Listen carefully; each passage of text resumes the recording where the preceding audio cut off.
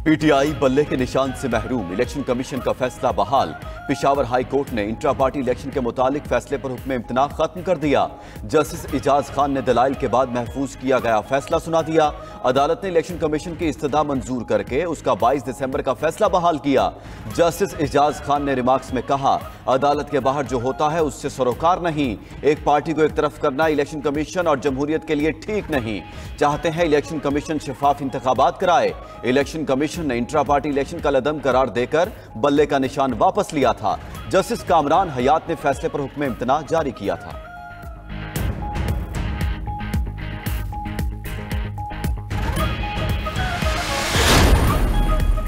PTI Peshawar high court के फैसले के खिलाफ कल सुप्रीम कोर्ट जाएगी। बैरिस्टर गौहर कहते हैं 90% यकीन है सुप्रीम कोर्ट बल्ले का निशान बहाल कर देगी। सुप्रीम कोर्ट कह चुकी बल्ला वापस लेना पार्टी तहलील करने के मुतरादिफ होगा।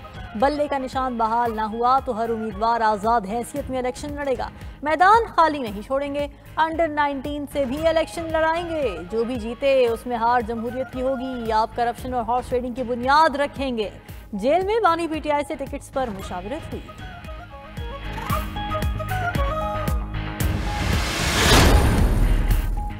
इलेक्शन कमीशन ने क्या तौहीन अदालत की, सबूत तो दें। इलेक्शन कमीशन में दर्ज शिकायत दिखाएं।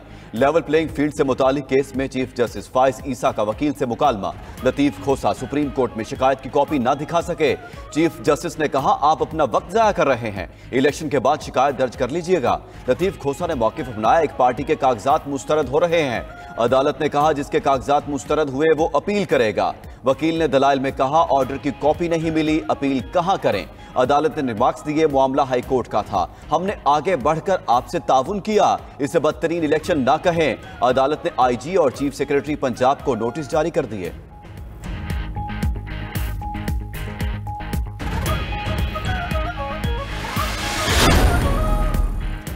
हुकूमत तहरीरी जमानत दे, मजीद किसी को गैर कानूनी लापता नहीं किया जाएगा। सुप्रीम कोर्ट में जबरी गुमशुदगी और लापता अफराद केस में चीफ जस्टिस काजी फाइज ईसा की रिमार्क्स। कहा, रियासत को अपना माइंडसेट बदलने की जरूरत है। सिर्फ अदालती फैसलों से कुछ नहीं होगा।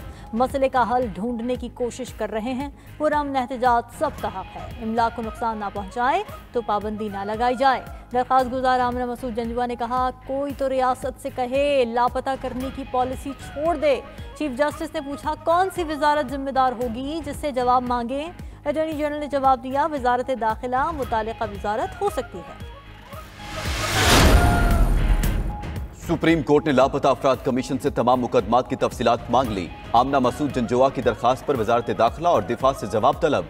चीफ जस्टिस ने कहा, 18 साल गुजर गए, सच्चाई जानना आमना जंजुआ का हक है।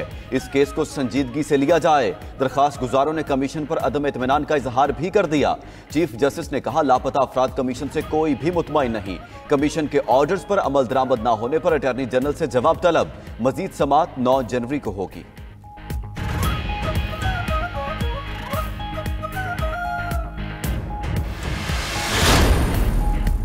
तौहीन इलेक्शन कमीशन केस में बानी पीटीआई और फवाद चौधरी पर फर्द जुर्मायत। बानी पीटीआई और फवाद ने 2022 में इलेक्शन कमीशन के खिलाफ मनसूबा बंदी से तज़हीक आमेज मुहिम शुरू की। मुल्ज़िमान ने कई बार इलेक्शन कमीशन और सरबराह के खिलाफ मुतासिबाना और तज़हीक आमेज जुबान इस्तेमाल की। इलेक्शन कमीशन के 4 रुकनी बेंच ने अडियाला जेल में समाअत की। मुल्ज़िमान ने चार्जशीट में लगे इल्ज़ामात से इनकार कर दिया। कमीशन ने इस्तग़ासा की गवाहान को तलब करते हुए समाअत 16 जनवरी तक मुलतवी कर दी।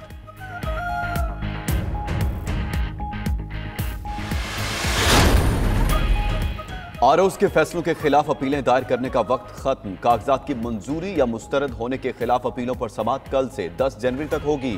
पेशावर में इलेक्शन ट्रिब्यूनल में 171 अपीलें दायर, 107 समाअत के लिए मंजूर।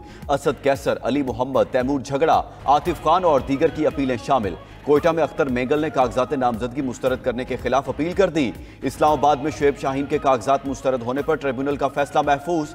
NA 89 और 90 से उमैर न्यासी, 266 से असमतुल्लाह के कागजात मंजूर। बानी पीटीआई की NA 122 से कागजात मुस्तरद होने के खिलाफ अपील। अवाब अलवी, खुरम शेर जमान और आलमगीर खान की अपीलों पर आरओज़ को 6 जनवरी के लिए नोटिस। कुरैशी खानदान और परवेज इलाही भी आरओज़ के फैसले चैलेंज कर दिए। नवाज शरीफ की कागजात की मंजूरी के खिलाफ दरखास्त पर आरओ को नोटिस।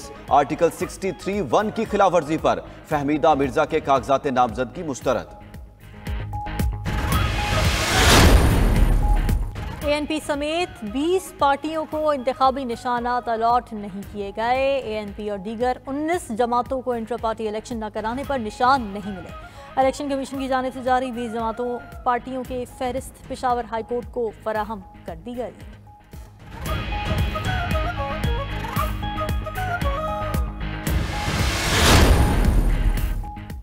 इंतखाबात में सिक्योरिटी के लिए इलेक्शन कमीशन का अहम इजलास। सेक्रेटरी इलेक्शन कमीशन की गुज़श्ता रोज की मीटिंग पर ब्रीफिंग।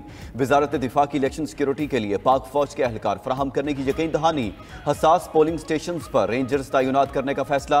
इलेक्शन कमीशन का अब तक के सिक्योरिटी इंतजाम पर इत्मीनान का इजहार। दूसरी जानिब इलेक्शन कमीशन ने अपना तर्जमान एक बार फिर तब्दील कर दिया। हारून शिनवारी की जगह सैयद नदीम हैदर इलेक्शन कमीशन के तर्जमान मुकर्रर।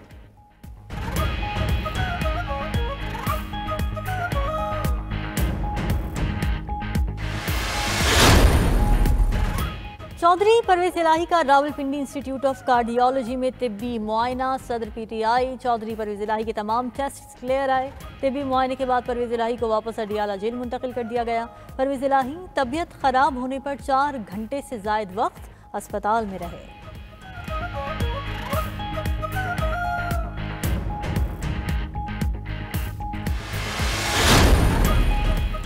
पीपल्स पार्टी के मरकजी मजलिस आमला का लाहौर में इजलास। आसिफ अली जरदारी और बिलावल भुट्टो की जेर सदारत हाइब्रिड इजलास में तमाम अरकान की शिरकत।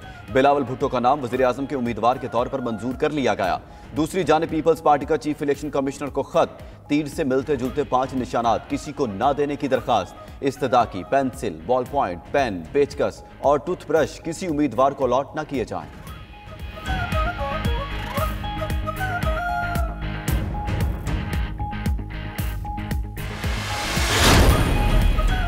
आवाम की परेशानियों को ख़त्म करने की जामे मनसूबाबंदी कर ली। मुस्लिम लीग नून के सदर शहबाज शरीफ की पार्टी रहनुमाओं से बातचीत।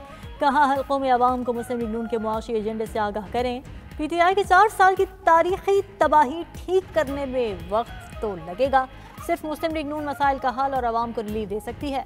मुआशी और अवामी मसाइल के हल की मनसूबाबंदी सिर्फ नून लीग के पास है। अवाम ने वादा खिलाफी करने और वादा निभाने वालों में वोट से फर्क दिखाना है।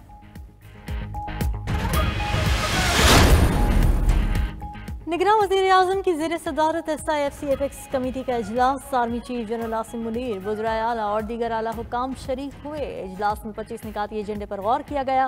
मुख्तलिफ वजारतों और महकमों ने सरमायाकारी समेत उमूर पर ब्रीफिंग दी।